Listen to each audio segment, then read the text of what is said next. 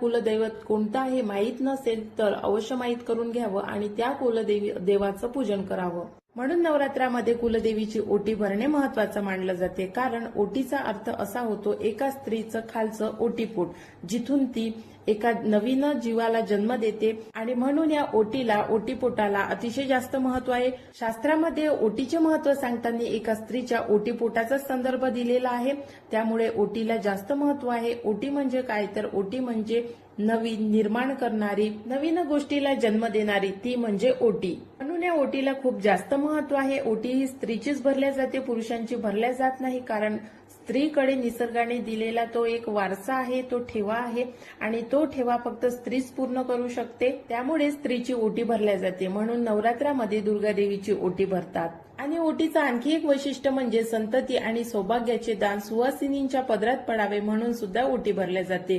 पण देवीची